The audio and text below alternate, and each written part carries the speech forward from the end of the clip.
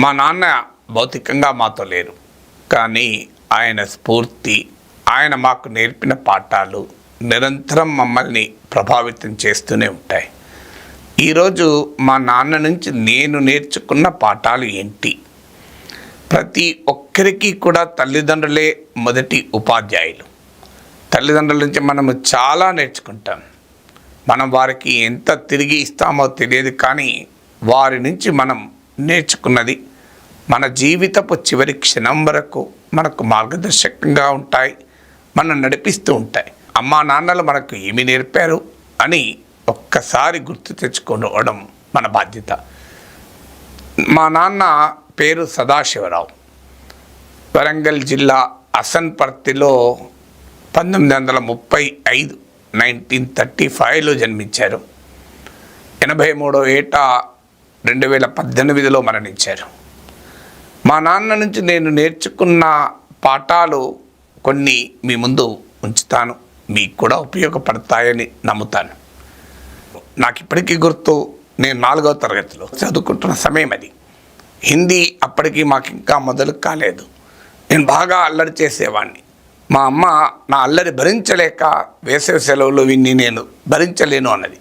మా నాన్న అప్పుడు చెప్పాడు, నీవు వాడిలో అల్లరి మాత్రమే చూసావు, వాడిలో తెలివి చూడలేదు, చూడండి అని చెప్పి నాకు ఒక టాస్క్ ఇచ్చారు. 20 రోజులు 15 to 20 డేస్ టైం ఇస్తున్నాను రా, ఈ లోపల హిందీ అక్షరాలు గుణింతాలు అన్నీ నేర్చుకోవాలి అని టాస్క్ ఇచ్చారు. ఒక టాస్క్ ఇచ్చారు కనుక ఒక ఛాలెంజ్, నన్ను ఏదైనా ఛాలెంజ్ చేస్తే దాన్ని ఛాలెంజ్ చేయడం నాకు అలవాటు కనుక నేను దాన్ని తీసుకొని ఆ 15 డేస్ 20 డేస్ నిరంతర సాధన చేశాను. ఇక ఆశ్చర్యం వేస్తుంది. 12వ రోజే మా నాన్న దగ్గరికి వెళ్ళి, నాన్న నాకు వచ్చాయి అని చెప్పాను. ఎందుకు ఈ మాట చెప్పానంటే, పిల్లల్లో అల్లరి మాత్రమే చూడకూడదు, పిల్లల్లో తెలివితేటల్ని కూడా చూడాలి.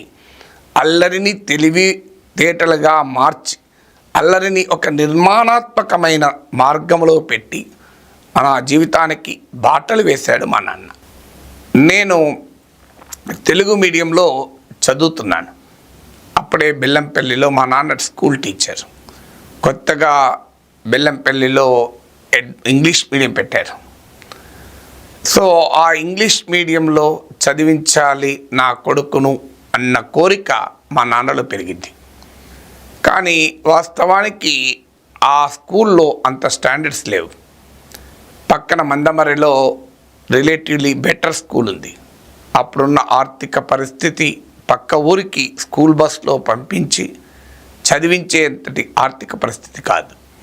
కానీ మా నాన్న నమ్మింది పిల్లల చదువే మనమిచ్చే సంపద అని బలంగా నమ్మాడు కనుక నన్ను ఆ పక్క ఊరిలో ఉన్న స్కూల్లో వేశారు. మా నాన్న అంబిషన్, మా నాన్న ఆస్పిరేషన్, మా నాన్న ఆకాంక్ష, మా నాన్నకున్న బలమైన కోరికే ఈరోజు నా జీవితాన్ని మార్చింది. తెలుగు మీడియంలో చదివి ఇంగ్లీష్ మీడియంకు మారి, ఇంగ్లీష్ మీడియంలోకి మారడం ఎందుకు జీవితాన్ని మార్చింది అంటున్నానంటే, ఆ రోజు అనివార్యంగా చదువులో ఒక సవాల్ను ఎదుర్కోవాల్సి వచ్చింది.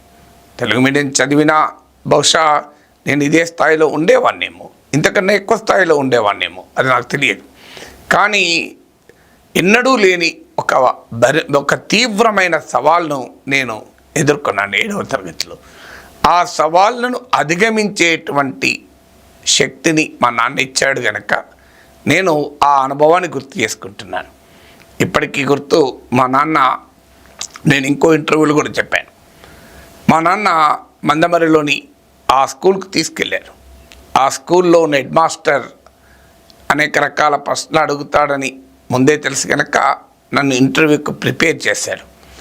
ఏం చెప్పాలి, who are you, what are your, how many brothers do you have, ఇలా రకరకాల ప్రశ్నలు మా నాన్న ప్రిపేర్ చేయించాడు. ఆ హెడ్ మాస్టర్కు పరిచయం చేయడంతోనే హెడ్ మాస్టర్ నన్ను అడిగాడు, వేర్ ఈజ్ యువర్ రెసిడెన్స్ అన్నాడు.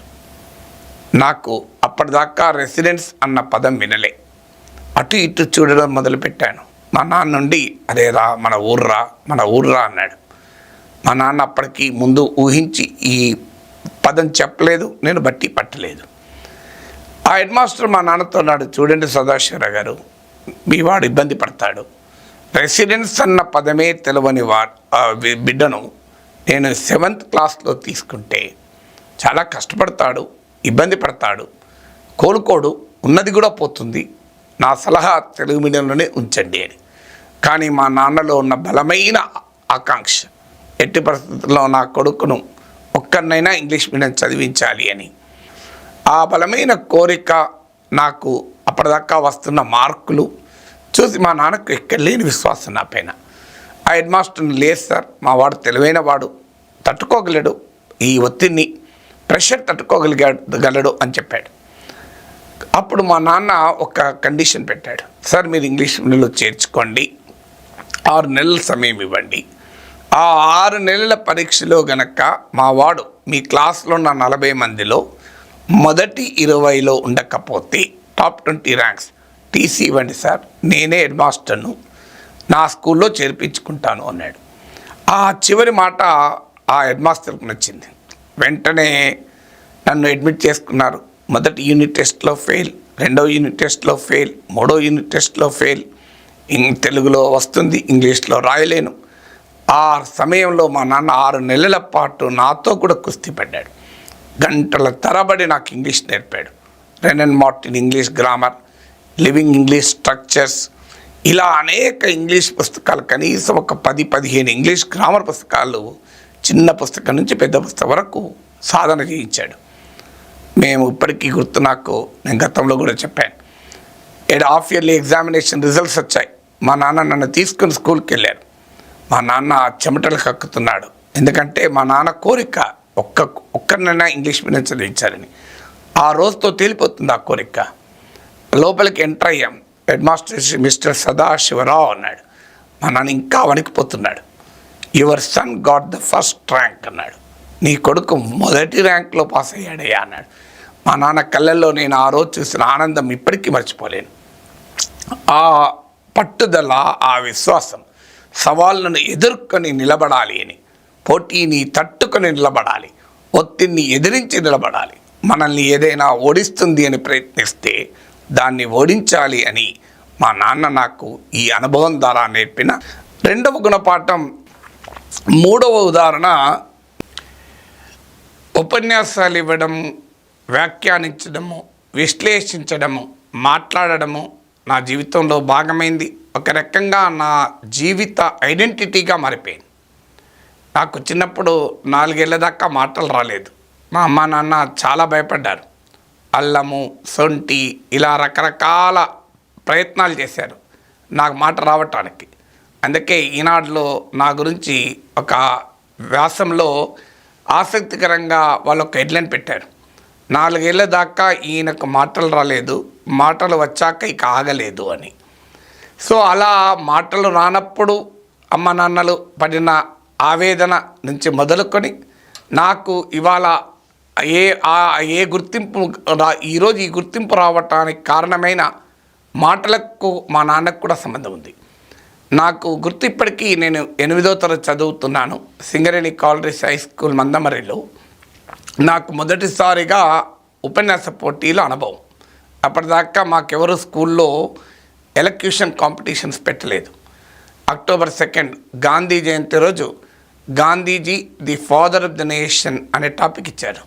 నేను ఇంటికి వచ్చి, నాన్న ఇలా మాకు ఉపన్యాస పోటీ ఎలక్యూషన్ కాంపిటీషన్ ఉంది, నేను కూడా నీ పేరు ఇచ్చాను అన్నాడు. అప్పటి వరకు నాకు తెలియదు, అసలు అలాంటి అనుభవం కూడా లేదు. వెంటనే మా నాన్న నాకు ఒక వ్యాసం రాసిచ్చాడు. Gandhiji the father of the nation అనే టాపిక్కు రాసిచ్చాడు. ఇప్పటికీ కూడా సరిగ్గా నియర్లీ ఇది 1975 ఆ ప్రాంతంలో, అంటే 49 ఇయర్స్, నియర్లీ 50 ఇయర్స్ కిందట అనుభవం. ఇప్పటికీ గుర్తు. మా నాన్న రాసిచ్చిన ఆ స్పీచ్లోని ఒక sentence, Gandhiji with his weapon of non violence drove away the mighty British empire from the Harijans of India అన్నాడు. సో దాన్ని నాతో ప్రాక్టీస్ చేయించాడు. తన ముందు మాట్లాడించాడు, దానికి మార్పులు చేర్పులు చెప్పాడు. తర్వాత గోడకు వైపు చూసుకుంటూ మాట్లాడు అన్నాడు. తర్వాత కళ్ళు మూసుకొని 4 ముందు మాట్లాడు అన్నాడు. తర్వాత మా అమ్మా నాన్నల ముందు ఉపన్యాసం ఇచ్చాను. పక్కింటి ఆంటీస్ను అంకుల్స్ను పిలిచి మావాడు స్పీచ్ కాంపిటీషన్లో పాల్గొనబోతున్నాడు, మీరంతా రండి ఆడియన్స్గా అంటే వాళ్ళంతా ఆడియన్స్గా ఉంటే మాట్లాడాను. ఆ రోజు ఈవినింగ్ అనుకోకుండా మా మదర్ ఫాదర్ మా తాతయ్య వచ్చాడు. తాతయ్య ముందర కూడా మాట్లాడించాడు. ఇలా పూర్తిగా ప్రాక్టీస్ చేయించి పంపిస్తే నాకు ఫస్ట్ ప్రయత్నంలోనే ప్రైజ్ వచ్చింది. అప్పుడు మొదలైన ఉపన్యాస పోటీల ప్రైజెస్ నేను యూనివర్సిటీలో చదువు పూర్తి చేసేంత వరకు దాదాపు ప్రతి ఎలక్యూషన్ కాంపిటీషన్లో ప్రైజ్ తెచ్చుకున్నాను. ఆ ఉపన్యాస పోటీలలో మొదలైన జీవిత అనుభవం ఈనాటికి కూడా నాకు ఈ పేరు ప్రఖ్యాతులను తీసుకురా వచ్చింది. సో అలా మనలో ఉండేటువంటి తపనకు తల్లిదండ్రులు స్థాన పెడితేనే మనం ఈ స్థాయిలో ఉంటాం. సో జీవితానికి ఒక రకమైన గుర్తింపు రావడంలో కూడా మా నాన్న పడిన శ్రమ నాకు ఇప్పటికీ గుర్తు. నేను మొదటి వ్యాసము 1984లో 40 ఏళ్ల క్రితం డక్కన్ క్రానికల్లో రాశాను. Initiative should come from males అని. ఆ ఆర్టికల్ నా పేపర్ క్లిప్పింగ్ను పోస్ట్ చేశాను మా నాన్నకు. అది కాలేజ్ అడ్రస్కి పోస్ట్ చేస్తే ఈవినింగ్ 7 o'clock ఆ ప్రాంతంలో 7 to 8 మధ్య రాత్రిపూట ఆ స్కూల్ ఆఫీస్ అటెండర్ తీసుకొచ్చి మా నాన్నకి ఇచ్చాడు. కరెంటు లేదు అప్పుడు. బాబు క్యాంప్లో చిన్నరాజయ్య క్వార్టర్స్ ఉన్నాయి. ఆ ఇంట్లో వరుసగా 20-25 ఇండ్లు ఉంటాయి. అందరూ బయట కుర్చీలు వేసుకొని కూర్చున్నారు మా నాన్న కొలీగ్స్తో పాటు. కరెంట్ లేదు కదా అని ఈ కవర్ తీసుకొస్తే అది ఓపెన్ చేశాడు.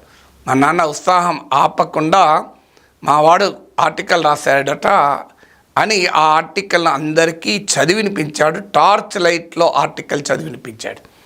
అంటే కొడుకు విజయములో తండ్రి పడిన ఆనందం ఇందులో మనకు కనబడుతుంది. నాకు లేఖ రాశాడు ఈ ఎక్స్పీరియన్స్ కూడా చెప్తూ, అరే నాన్న నీ ఆర్టికల్ నాకు నైట్ పూట వచ్చింది, టార్చ్ లైట్ వేసుకొని చదివి అందరికీ వినిపించాను అని. సో ఆ స్ఫూర్తి నాకు అనేక వందల వేల వ్యాసాలు ఆర్టికల్స్ రాయడానికి ఒక మోటివేషన్గా పనిచేసింది. మా నాన్న ఎప్పుడు చెప్పేవాడు, క్రమశిక్షణ నేర్పేవాడు. నేను హైదరాబాదులో ఇంటర్మీడియట్ చదవటానికి వచ్చాను. ఆ రోజుల్లో మా నాన్న ఒక సాధారణ ఉపాధ్యాయుడు, 4 పిల్లలం, ఆర్థిక పరిస్థితి అంతంత మాత్రమే. ఆ రోజుల్లో టీచర్ల జీతాలు కూడా తక్కువే. హైదరాబాదులో చదివించడం అంటే మామూలు విషయం కాదు. చదివించడానికి వచ్చినప్పుడు అందరూ చెప్పారు, ఎందుకు హైదరాబాద్లో చదివిస్తావు, మన కాగజ్ నగర్లో కూడా జూనియర్ కాలేజ్ ఉంది కదా, ఇంగ్లీష్ మీడియం అందులో కూడా ఉంది, చదివించవచ్చు కదా అని. మా నాన్న వినలే. ఎట్టి పరిస్థితుల్లో కూడా హైదరాబాద్లో మంచి కాలేజీలోనే చదివిస్తాను నా కొడుకునని. తర్వాత ఇంకా చెప్పారు, ఖర్చులు తగ్గుతాయి, మీరు ఒక రూమ్ తీసుకొని వంట వండుకుంటే 4 కలిసి ఖర్చులు తగ్గుతాయి అన్నాడు. లేదు, వాడు వంట వండుకుంటూ కూర్చుంటే చదువుకోడు, నేను కావాలంటే ఇంకో 2 ఎక్కువ ట్యూషన్లు చెప్తాను, కానీ వాడు మాత్రం చదువుకోవాల్సిందే అని నన్ను హాస్టల్లో వేసి ఫీజులు కట్టారు. సో నాకు ఇప్పటికీ నా కొడుకు ఎంఎస్కి వెళ్ళినప్పుడు నాకు ఇదే గుర్తొచ్చింది. నేను అదే వానికి చెప్పాను, అరే నువ్వు పార్ట్ టైం జాబ్ కూడా చేయాల్సిన అవసరం లేదు, కావాలంటే నేను ఇంకో బ్యాచ్ ఎక్కువ క్లాసులు చెప్పుకుంటాను, కానీ నీవు మాత్రం చదువుపైనే కేంద్రీకరించు అని చెప్పాను. ఎందుకంటే అన్నేళ్ల క్రితం మా నాన్నే చేయగలిగినప్పుడు నేను చేయలేనా? అందువల్ల తన త్యాగంతో పిల్లల జీవితాలకు అమ్మా నాన్నలు బాటలు వేస్తారు అన్నదానికి ఇదొక ఉదాహరణ. మా నాన్న జీవితము చదువుతో పెనవేసుకుంది. ఆయన 10వ తరగతితో మొదలై తాను పోస్ట్ గ్రాడ్యుయేషన్ వరకు వచ్చారు. మా చదువుల పట్ల అదే రకమైన ఆసక్తిని, ప్రోత్సాహాన్ని ఇచ్చారు. ఆ తర్వాత మా పిల్లల చదువుకు కూడా అదే రకమైన ప్రోద్బలం ఇచ్చారు. నాకు ఇప్పటికీ గుర్తు, నా కూతురు ఇంటర్మీడియట్ అయిపోయింది. ఏం చదివించాలి, ఎక్కడ చదివించాలని చర్చ జరుగుతున్నప్పుడు నాన్న నాకు చెప్పిన మాటలు, అరే నీ దగ్గర డబ్బులు సరిపోకపోతే చెప్పు, నా రిటైర్మెంట్ సేవింగ్స్ కూడా ఉన్నాయి, అవి కూడా ఇస్తాను, కానీ దాన్ని మాత్రం మంచి కాలేజీలో చదివించాలి, మనీ లేదని చెప్పి ఊరుకోకు, నువ్వు ఊరుకోవని తెలుసు కానీ నా మాటగా చెప్తున్నాను అన్నాడు. చాలా తపన పడేవాడు, ఎలా దానికి ఎక్కడ మంచి సీట్ వస్తుంది. తర్వాత Birla institute of technology and sciences Hyderabad బిట్స్లో దానికి సీట్ వచ్చాక వెళ్ళి, తాతయ్య నాకు బిట్స్లో సీట్ వచ్చింది అన్నాక అప్పుడు ఇప్పుడు ఇందిరా బిడ్డ నాకు తల్లి సంతృప్తి. ఇప్పుడు ఇన్ని రోజుల నుంచి టెన్షన్ అదే అని అన్నాడు. తర్వాత నీ కాలేజీకి కూడా వస్తానన్నాడు. అసలు నీ కాలేజీకి కూడా వచ్చి చూస్తానన్నాడు. అన్ఫార్చునేట్లీ చూడకుండానే ఆయన వెళ్ళిపోయాడు. సో ఎందుకు ఈ మాట చెప్తున్నానంటే, చదువు అనేది మా నాన్న జీవితంలో భాగమై మా అందరి జీవితంలో దాన్ని ఒక విడదీయరాని భాగంగా మార్చాడు. నేను ఇప్పటికీ గుర్తు, బీఎస్సీ ఎలక్ట్రానిక్స్లో పూర్తి చేశాను. బీఎస్సీ ఎలక్ట్రానిక్స్లో ఫస్ట్ క్లాస్లో పూర్తయ్యాను. చాలామంది సలహా ఇచ్చారు మా నాన్నకు. మా పెద్దనాన్న అయితే ఏకంగా మా నాన్నతో వాదించాడు కూడా. వాడు ఏదో జర్నలిజం చేస్తానంటున్నాడు, జర్నలిజం చేస్తే ఏమొస్తుంది, అది తిండి పెడుతుందా, ఉద్యోగం వస్తుందా, గవర్నమెంట్ జాబ్ వస్తుందా, అందువల్ల వాడు బీఈడీ కనుక చేస్తే బీఎస్సీ బీఈడీ గ్యారంటీగా జాబ్ వస్తుంది ఎక్కడైనా, మన ఆదిలాబాద్ జిల్లాలో అంత పోటీ ఉండదు కదా అని మా నాన్న వెనకబడ్డాడు. మా నాన్న కొలీగ్స్ కూడా చెప్పారు. ఎంఏ ఇంగ్లీష్ కూడా సీట్ వచ్చింది నాకు. ఎంఏ ఇంగ్లీష్ చేర్పిస్తే ఎంఏ బీఈడీ ఇంగ్లీష్ టీచర్ అవుతారని. కానీ మా నాన్న ఒక మాట అనేవాడు, నాకన్నా నా కొడుకు నాకన్నా ఎత్తులో ఉండాలి కదా అన్నాడు. ఇంత గొప్ప ఆలోచన చూడండి. నాకన్నా నా కొడుకు నాకన్నా ఎత్తుగా ఉండాలి కదా అని. నేను ఆల్రెడీ ఎంఏ బీఈడీ, నా కొడుకు కూడా ఎంఏ బీఈడీ అయితే ఏంటి లాభం. నేను ఆల్రెడీ స్కూల్ టీచరు, నా కొడుకు కూడా స్కూల్ టీచర్ కావాలా, అంతకన్నా ఇంకా ఎక్కువ ఎదగాలి అని మా నాన్నని వాడి ఇష్టం జర్నలిజం చేస్తానంటున్నాడు. ఏమో అది వాడు ఎలా మార్గదర్శకం చేసుకుంటాడో అన్నాడు. చదువుకునేందుకు నాకు మా నాన్న ఇచ్చిన స్వేచ్ఛ ఇవాళ నేను ఈ స్థాయిలో జర్నలిజంలో ఉండటానికి కారణమైంది. తనకన్నా తన బిడ్డ హయ్యర్ లెవెల్లో ఉండాలి అని మా నాన్న చూపిన ఆకాంక్ష నా జీవితాన్ని మార్చింది.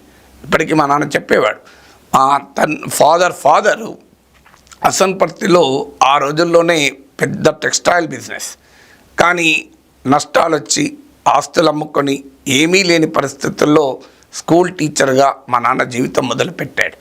సో ఆ జీవితంలో మా తాత అనేవాడట, అరే నువ్వు ఎట్లన్నా బీఏ చేయాలి అని.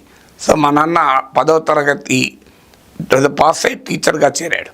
పిల్లలు అయ్యాక బీఏ చేశాడు. పిల్లలందరూ 4 పుట్టాక బీఈడీ చేశాడు. అలా తర్వాత తాత అయ్యాక ఎంఏ చేశాడు.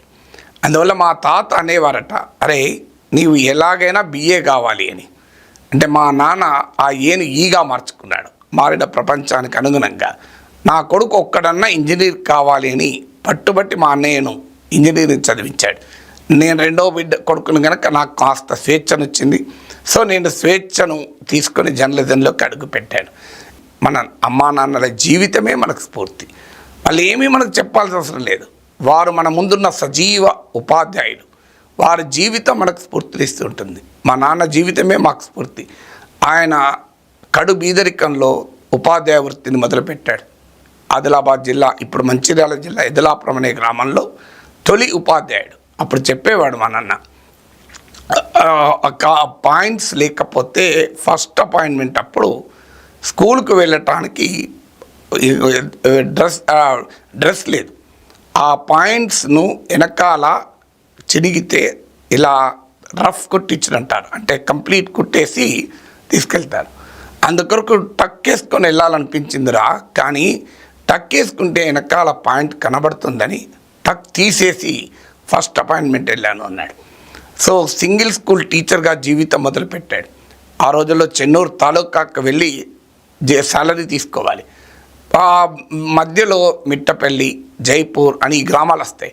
అక్కడ more than single teacher school కాక 2-3 టీచర్లు పనిచేసే స్కూల్ ఉన్నాయి. వాళ్ళు చూసి మా నాన్నను, ఓహో సింగిల్ టీచర్ స్కూల్ నువ్వు, ఏం సదాశివరావు జీతానికి పోతున్నావు, ఇలా స్కూల్ మానేసావా మూసేసావా అని వ్యంగ్యంగా అనేవారట.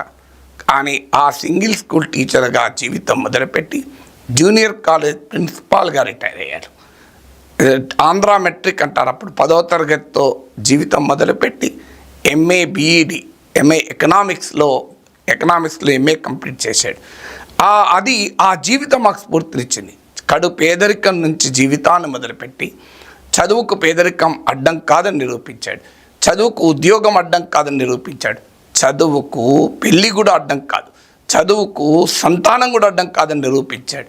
ఆఖరికి తాత అయ్యాక ఎంఏ ఎకనామిక్స్ చేసి జూనియర్ లెక్చరర్గా ప్రమోట్ అయ్యి జూనియర్ కాలేజ్ ప్రిన్సిపాల్గా రిటైర్ అయ్యారు. ఈ జీవన ప్రస్థానం ఎక్కడి నుంచి మొదలయ్యాడు, ఎక్కడికి చేరాడు అంటే అది గుర్తొచ్చినప్పుడల్లా ఉత్తేజంతో హృదయం నిండిపోతుంది. అందువల్ల మన జీవితాలే మన పిల్లలకు స్ఫూర్తిదాయకంగా ఉండాలి. మా నాన్న జీవితంలో మేము నేర్చుకున్నది తిరుగులేని క్రమశిక్షణ. సో ప్రతి రూపాయికి అకౌంటబిలిటీ ఉండాలి.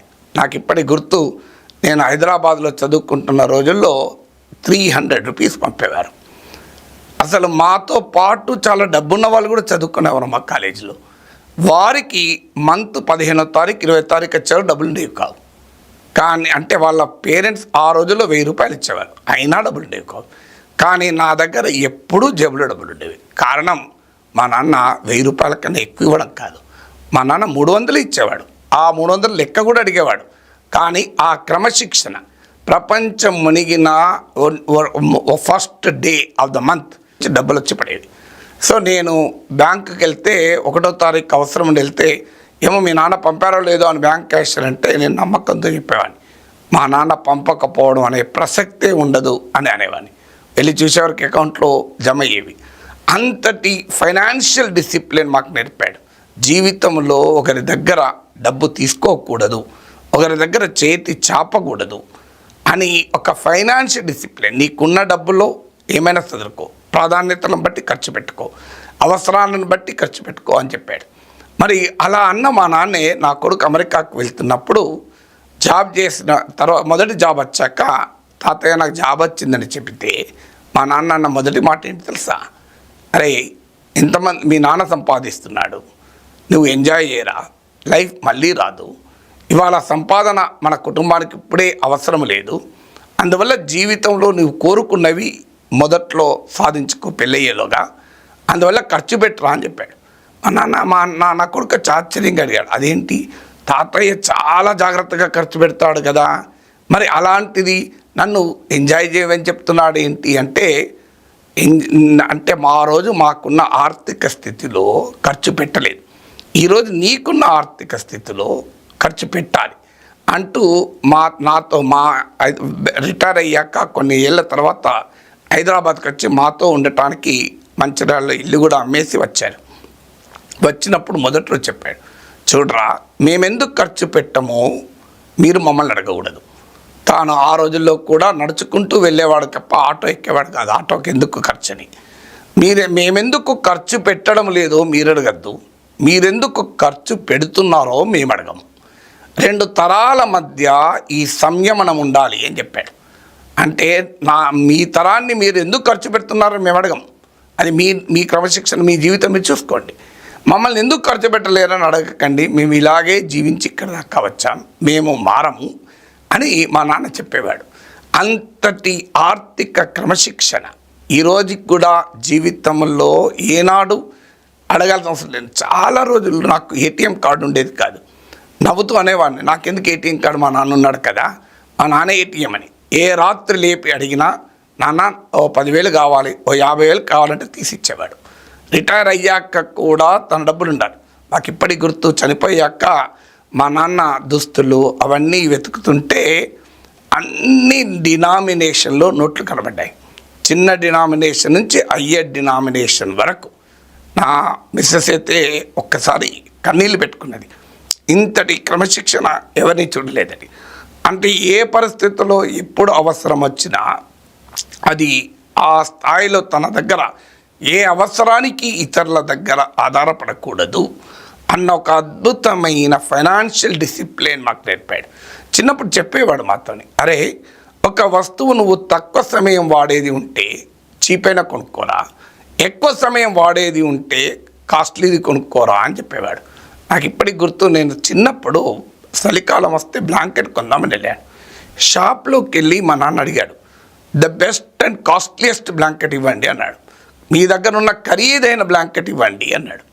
నాకు ఆశ్చర్యం వేసింది, ఇది మా నాన్న స్వభావం కాదే, అసలు మా నాన్న ఖర్చు పెట్టాలంటే చాలా జాగ్రత్త పడేవాడే అని బయటకు వచ్చాక, నేను నాన్న మీరు ఎప్పుడైనా తక్కువలో ఖర్చు పెట్టాలని చెప్పేవారు, ఇవాళేమో అన్నిటికన్నా ఖరీదైంది అడగండి అని అన్నాడు. అంటే మా నాన్న రోజు చెప్పాడు, చూడరా ఈ బ్లాంకెట్ 10 ఏళ్ళు ఉంటుంది, 15 ఏళ్ళు ఉంటుంది, 20 ఏళ్ళు కూడా ఉంటుంది. అది ఎందుకు చినిగిపోతుందా? ఆ రోజుల్లో అయితే చలికాలం అయిపోయాక ఆ బ్లాంకెట్ను మళ్ళీ మంచిగా నీట్గా క్లీన్ చేసి బీరువాలో పెట్టేవారు. మళ్ళీ చలికాలం మాత్రమే తీసేవారు. సో అని ఈ బ్లాంకెట్ 20 ఏళ్ళు ఆగుతుంది కనుక కాస్ట్లీయెస్ట్ బ్లాంకెటే ఉండాలి, మంచి బ్లాంకెట్ ఉండాలి. లేదు ఒక 3 నెలలు 4 నెలలు వాడి పడేస్తాం, తప్పు నష్టమేం లేదు, అది చీప్ది వాడినా మంచిదే అనేవాడు. అందుకే నాకు ఇప్పటి గుర్తు, మా ఇంట్లో మొదటి colour television Onida colour television, మా ఇంట్లో మొదటి టేబుల్ ఫ్యాన్ రాలీ ఫ్యాన్. అంటే బెస్ట్ బ్రాండ్స్ క్వాలిటీ ప్రోడక్ట్ మాత్రమే కొనేవాడు, ఖర్చు చూసేవాడు కాదు. అంటే అర్థం ఏంటి? తాము ఎక్కడ ఖర్చు పెట్టాలో అక్కడ ఖర్చు పెట్టాలి, ఎక్కడ ఖర్చు పెట్టకూడదో అక్కడ ఖర్చు పెట్టకూడదు. ఇది మా నాన్న మాకు చెప్పిన ఆర్థిక సూత్రం. అందువల్ల చదువు కొరకు వచ్చినప్పుడు ఎంతైనా ఖర్చు పెట్టేవాడు, కానీ మిగతా అవసరాలకు ఖర్చు పెట్టేవాడు కాదు. నాకు ఇప్పటికి గుర్తు, 2015లో నేను కొత్తగా అపార్ట్మెంట్ కొనుక్కున్నాను. అపార్ట్మెంట్ గృహప్రవేశం చేసుకోవాలి, దానికి బాగా ఖర్చు అవుతుంది, అందరినీ పిలిచి ఆనందంగా చేసుకోవాలంటే. నా కొడుకు అదే సమయంలో ఎంఎస్కి వెళ్ళాడు. సో అప్పుడు మా ముందుండే ఇంతమందిని పిలిచి గృహప్రవేశం చేసుకోవాలని. నాకున్న పరిచయాలు అయితే భారీగా చేసుకోవాలి, కానీ దగ్గరి బంధువులకు మాత్రమే పరిమితమయ్యాను. ఎందుకంటే ఆ రోజు నాకున్న ప్రియారిటీ నా కొడుకును చదివించడం. ఆ గృహప్రవేశం కాదు, ఆడంబరాలు కాదు, జీవితానికి అవసరాలు జీవితాన్ని నిర్దేశించాలి. అవసరాలు తీరాక ఆడంబరాలకు వెళ్తే వెళ్ళవచ్చు, తప్పు కాదు. నేను ఆడంబరాలకు తప్పని అనడం లేదు, కానీ అవసరాలను దాటవేసి ఆడంబరాలకు వెళ్ళకూడదు, ఆదాయాలు అనుమతించని ఆడంబరాలకు వెళ్ళకూడదు. ఇది మా నాన్న నుంచి మేము నేర్చుకున్నది. అందుకే నాన్న చెప్పింది గుర్తొచ్చింది.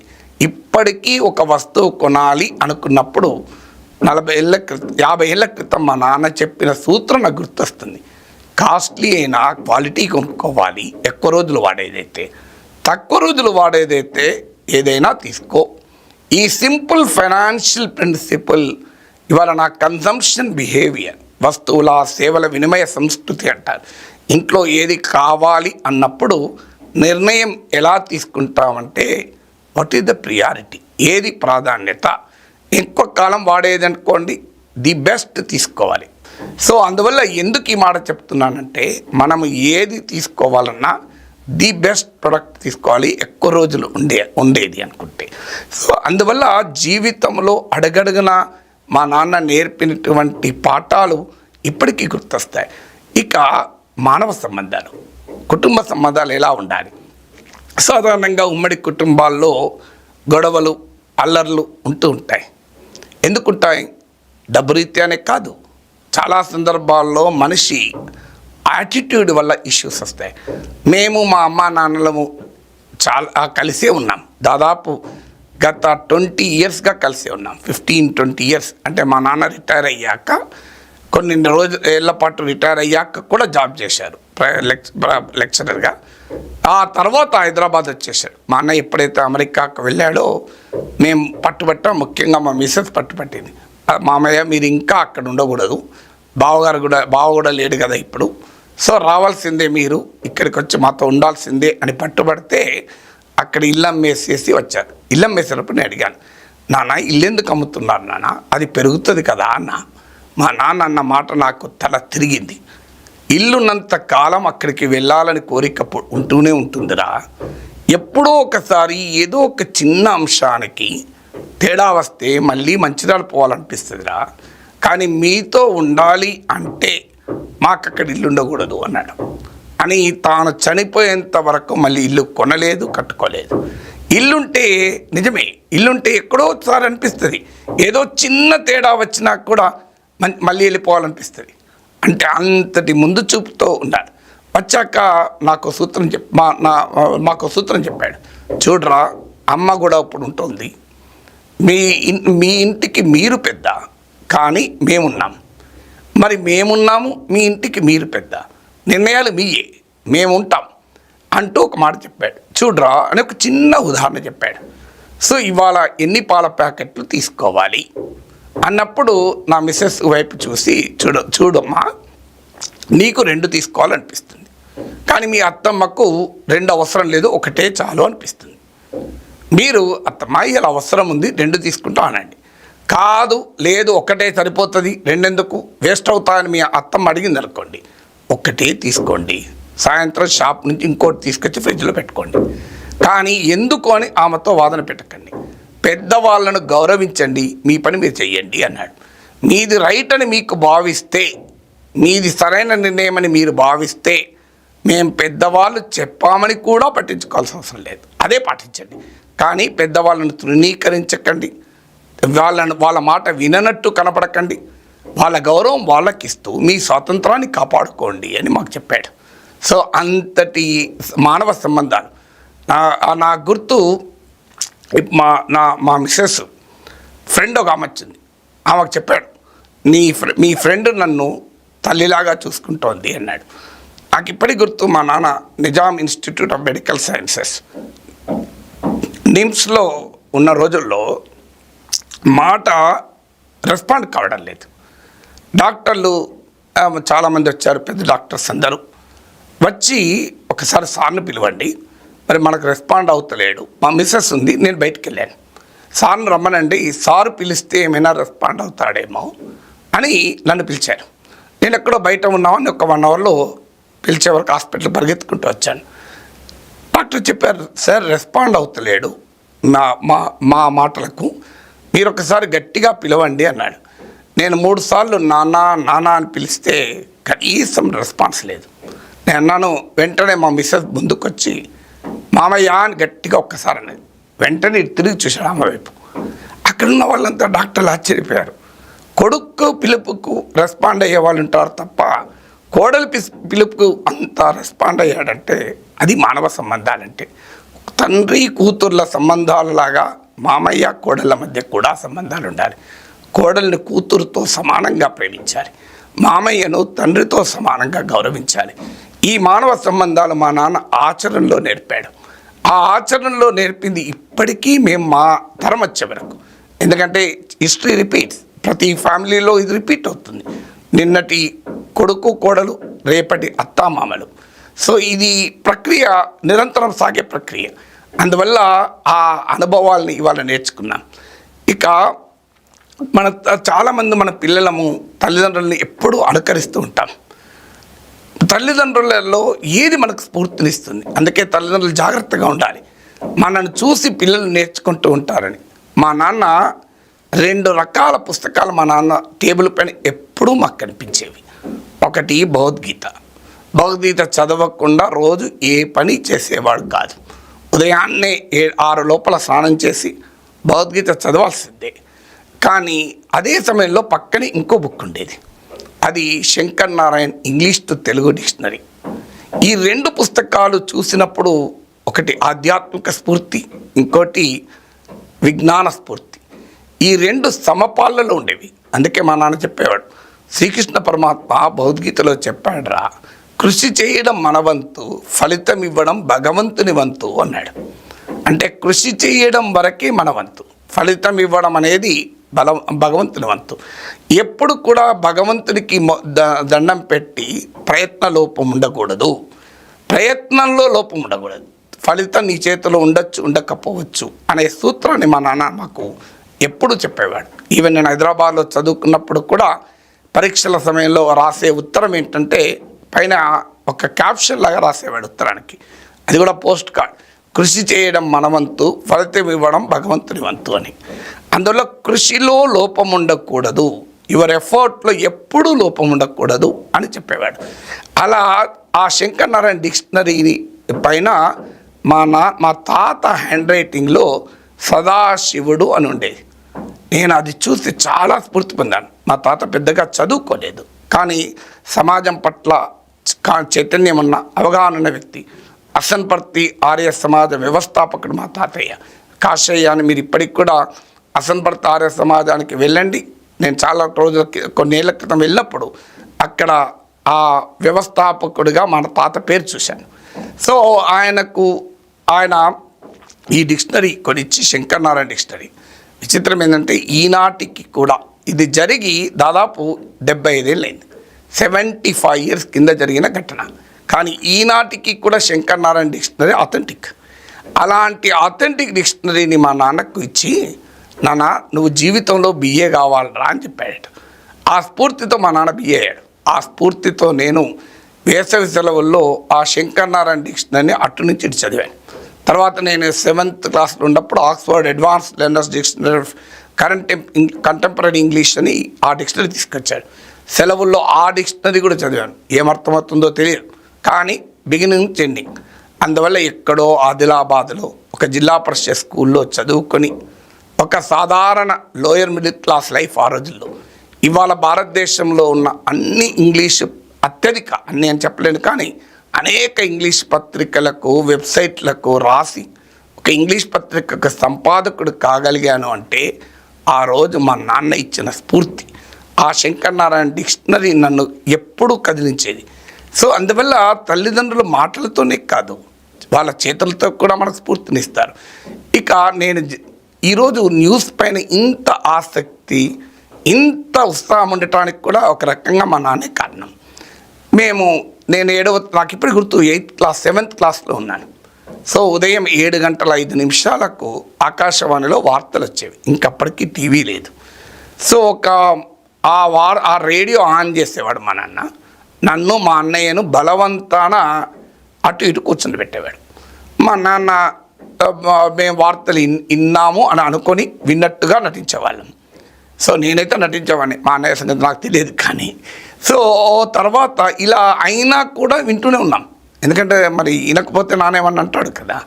సో అలా వింటూనే ఉన్నాం. ఒకరోజు నాకు ఇప్పటికీ గుర్తు, బెల్లంపల్లిలో బాబు క్యాంప్లోని మా ఇంట్లో ముందు రూమ్లో కూర్చొని మా నాన్న షేవింగ్ చేసుకుంటున్నాడు. నేను వార్తలు అయిపోయాక వచ్చి, నాన్న ఈ కాంగ్రెస్ ఫర్ డెమోక్రసీ అంటున్నారు ఏంటి అని అడిగాను. అప్పుడే ఎమర్జెన్సీ అయిపోయింది. జగజీవన్ రావు నాయకత్వంలో Congress for democracy. Congress party అనేది నాకు తెలుసు, ఎందుకంటే గోడ మీద నేను రాతలు చూశాను. కాంగ్రెస్ పార్టీకి ఏమీ ఓటు, ఆవు దూడకి ఏమీ ఓటు అని గోడల మీద ఉండేది. కానీ ఈ కాంగ్రెస్ ఫర్ డెమోక్రసీ అని అడిగిలే నేను. అడిగితే మా నాన్న ఒక్కసారి షేవింగ్ ఆపి నా వైపు చూశాడు. ఏంద్రా ఇన్ని రోజుల నుంచి ఏం వింటున్నావు ఆ వార్తలు అన్నాడు. వింటున్నాను నాన్న. వింటే నీకు కాంగ్రెస్ ఫర్ డెమోక్రసీ తెలియదారా, ప్రతిరోజు వార్తలు వస్తుంది కదా అన్నాడు. సో మా నాన్నకు అర్థమైపోయింది మేము విన్నాకైనా మెదడుకు ఎక్కించుకోలేదని. కానీ అదే మా నాన్న ఆ 1977 ఎలక్షన్ రిజల్ట్స్ వస్తుంటే డే అంతా తెలుగు వార్తలు, ఇంగ్లీష్ వార్తలు, హిందీ వార్తలు ఆ రేడియో పట్టుకొని వింటుంటే మా నాన్న అన్నాడు, ఏందిరా గంటకి వింటావు, తెలుగులో వింటావు, హిందీలో వింటావు, ఇంగ్లీష్లో వింటావు, ఎందులో విన్నా అవే వార్తలు కదా అన్నాడు. అంటే నేను చెప్పాను, నాన్న ఆ రోజు వార్తలు విన్నందుకు అన్నావు, ఈరోజు విన్నందుకు అంటున్నావు అని నవ్వుతూ అన్నాను. సో అందువల్ల ఈరోజు జర్నలిజం పైన ఇంత ఆసక్తి నాకు ఇప్పటికి గుర్తు. ఆ రోజుల్లో పత్రికలు కూడా ఇంటికి వచ్చేవి కాదు, లైబ్రరీకి వెళ్తేనే న్యూస్ పేపరు. కానీ ఇప్పటికి గుర్తు, మా నాన్న 1977లో ఇల్లస్ట్రేటెడ్ వీక్లీ ఆఫ్ ఇండియా ప్రఖ్యాత మ్యాగజిన్, ఇప్పుడు లేదు కానీ it was one of the top magazines. ఆ మ్యాగజిన్ తీసుకొచ్చారు. నాకు ఇప్పటికి గుర్తు 1977 ఎలక్షన్ తర్వాత కవర్ పేజ్ ఇండియా మ్యాపు అన్ని, జనతా పార్టీ ఎక్కడ గెలిచింది, కాంగ్రెస్ పార్టీ ఎక్కడ గెలిచిందని కలర్స్తో డిపిక్షన్ ఉండే. ఆ మ్యాగజిన్ చదివాను. ఆ మ్యాగజిన్ నాలో మొదటి కోరికను స్ఫురింపజేసింది, ఇలాంటి మ్యాగజిన్లలో రాయాలి, చదవాలి అని. ఇవాళ నేను మనకు అందుబాటులో ఉన్న ప్రతి మ్యాగజిన్ కొంటాను, ప్రతి మ్యాగజిన్కు సబ్స్క్రిప్షన్ ఉంది. అక్కడ మొదలైంది ఆసక్తి. నియర్లీ 47 years క్రితం ఆ ఇల్లస్ట్రేటెడ్ వీక్లీ చూస్తూ మా అన్నయ్యతో అన్నాను, అన్నయ్య ఇందులో రాయాలి అన్న. మా అన్నయ్య ఉండి, చదివితేనే అర్థమవుతలేదురా నీకు, రాస్తావా అన్నాడు. సరిగ్గా 10 ఏళ్ళు తిరిగాక ఇల్లస్ట్రేటెడ్ వీక్లీ ఆఫ్ ఇండియాలో ఆర్టికల్ రాసి నా పేరుతో పబ్లిష్ అయిన ఆర్టికల్ని మా అన్నయ్యకి పంపించాను. If someone else can do it why can't we అన్నాడు ఓ తత్వవేత్త. ఆ ఇల్లస్ట్రేటెడ్ వీక్లో రాసింది కూడా మనలాంటి వాళ్ళే కదా, ఆకాశం నుంచి ఊడిపడలేదు కదా, వాళ్ళు రాసినప్పుడు నేను ఎందుకు రాయలేను అనే ఛాలెంజ్ తీసుకున్నాము. సో అలా నా జీవితంలోని అడుగడుగున నేను కొన్ని మాత్రమే జ్ఞాపకం తెచ్చుకోగలిగాను. అడుగడుగున ఆ గుణపాఠాలు, జీవిత పాఠాలు